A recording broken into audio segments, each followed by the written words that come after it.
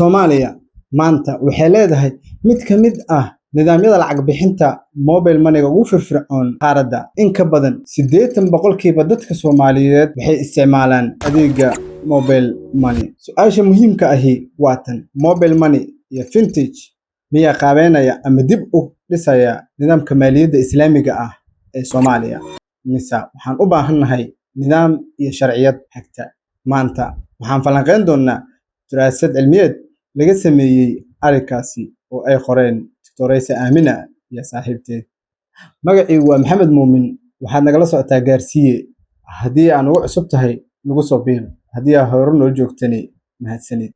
Maqaalku wuxuu sharaxayaa in fintechku uu noqday awoodda beddelaysa adeegyada maaliyadda ee wadamada soo koraya iyo kuwa ka soo baxaya colaadaha sida Soomaaliya. Bangiyada rasmiga ah waxay in muddo ahaayeen kuwo daciif ah, balse waxay si degdeg ah ugu tillaabsatay tillaabooyin waaweyn oo dhanka mobile money-ga ah, iyadoo waddanka laga isticmaalo adeegyada EVC, SAD, e-dahab iyo xawaaladaha dijitaalka ah.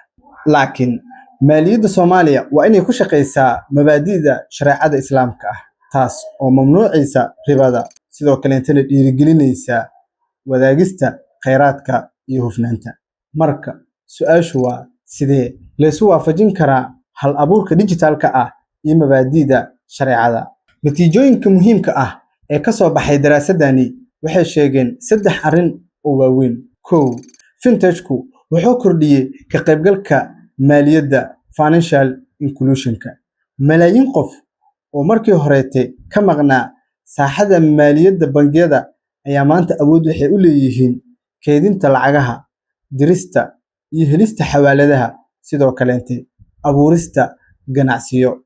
Tani waxay si gaar ah u taageertay haweenka iyo qoysaska dakhligoodu hooseeyo. 2.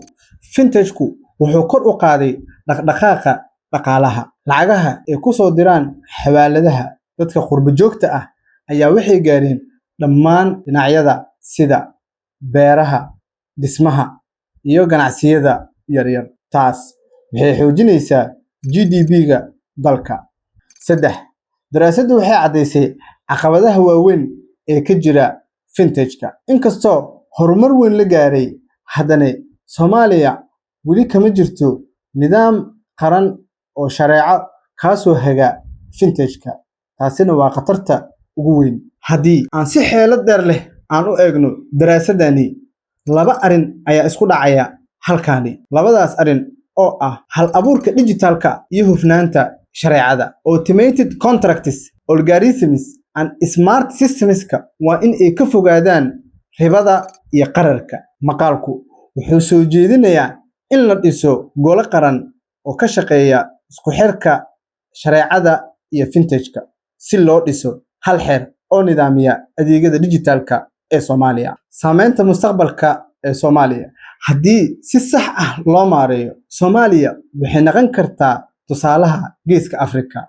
Maaliyadda Islaamiga ah iyo fintechku waxay isku bedeli karaan mashiinka dhaqaajiya dhaqaalaha mustaqbalka. Waxaa kaloo la gaari karaa horumar dhaqaale oo loo dhan yahay. Laakiin haddii shareecadu dib u dhacdo, hal abuurku wuxuu noqon doonaa nidaam aan la xakameynin. Gabagabadii, fintechka iyo mobile money-ga waxay beddeleen maaliyadda Soomaaliya, laakiin mustaqbalka maaliyadda Islaamiga ah waxay ku xirnaan doontaa hal su'aal: ma awoodnaa in aan isku dheelitirno hal abuurka dijitaalka ah iyo shareecada Islaamka? Haddii jawaabtu haa tahay, Soomaaliya waxay noqon doontaa xarunta cusub ee Digital Islamic Finance ee Afrika.